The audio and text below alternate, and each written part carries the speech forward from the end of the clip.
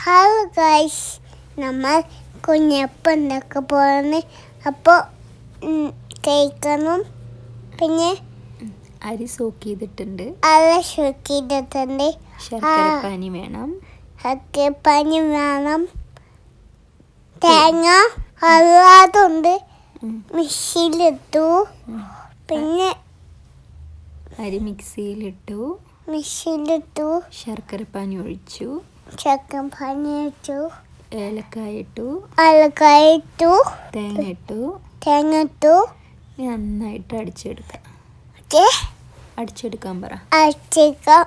ഇനി ഇതിലേക്ക് ഉപ്പിടാം, baking soda,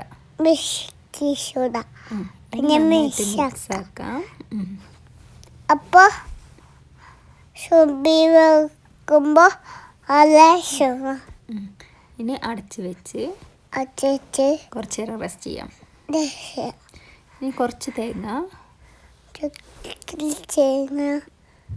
നെയ്യിൽ വറുത്തെടുക്കാം. ഇനി ഉണ്ണിയപ്പച്ചട്ടി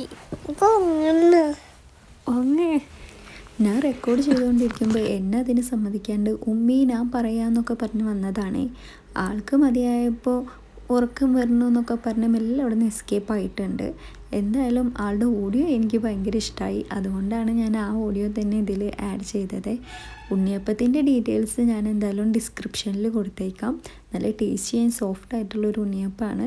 അപ്പോൾ എല്ലാവരും ചെക്ക് ചെയ്ത് നോക്കൂ കേട്ടോ.